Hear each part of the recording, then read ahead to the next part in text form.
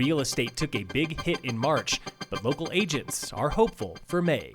Phil Lindemann, Krystal, 93 News. First, in less than a week, Colorado goes from stay at home to safer at home. Governor Jared Polis. As it rolls off April 27th, we need to figure out how we can run the marathon now that we've run this sprint. Polis confirms the statewide stay-at-home order expires next Monday, when individual counties can ease into safer-at-home rules, like gatherings of fewer than 10, such as real estate showings, and more employees back at the office. Today's data shows that while we can take it down a level, because we need to for sustainability, people just need to set it into a more healthy pattern from an emotional and psychological perspective.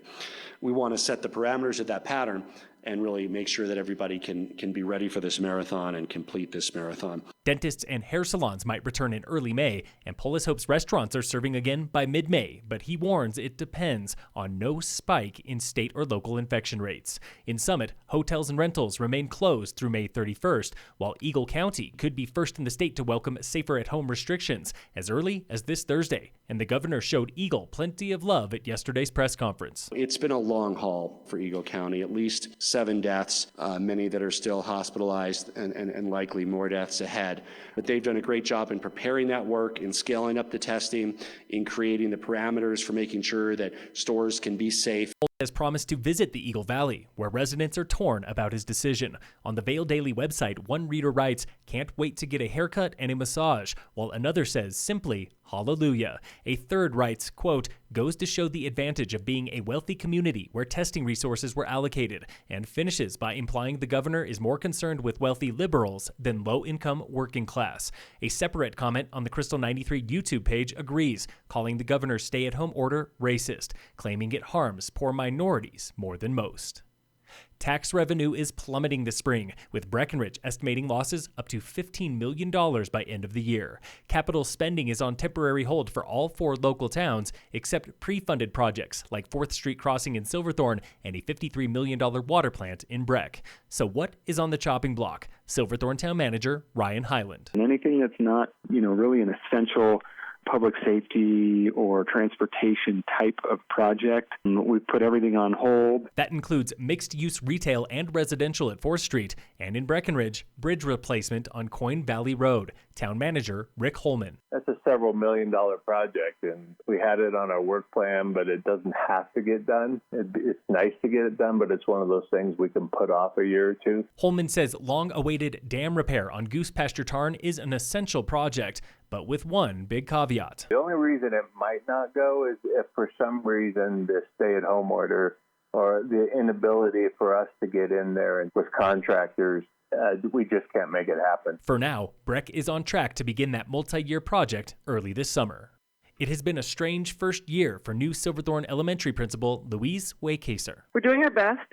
When we heard Friday that we wouldn't be coming back for the rest of the year, obviously we're all just heartbroken. Times are strange at Silverthorne L, but the school just won a $225,000 grant, good for 3 years of coaching for all 35 teachers. We're just in the right place to put some coaching with very specific learning strategies in place so that we can empower our teachers and our kids to do more and improve school achievement. Grant money was already at work in early March through literacy coaching, and Waycaser says coaching continues next year when student testing returns. Statewide, standardized testing is on hold at most grade levels.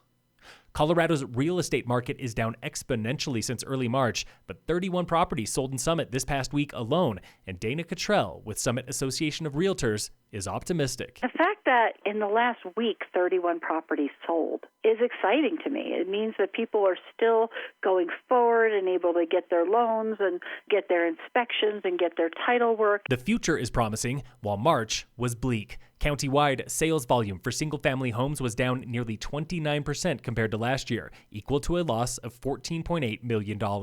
Keystone took the biggest hit year over year, down 83% from 6 home sales to 1, equal to nearly $10 million. Meanwhile, townhome and duplex sales were up 48 and 136% respectively, representing $26.9 million. Silverthorne is outpacing every other town in Summit for census participation, with 21.3% of residents counted. That is 0.2 ahead of Blue River and 1 point ahead of Montezuma, but still less than half of Colorado's response rate of 54.5%. Countywide response rate is 13.8%, the fifth worst in the state.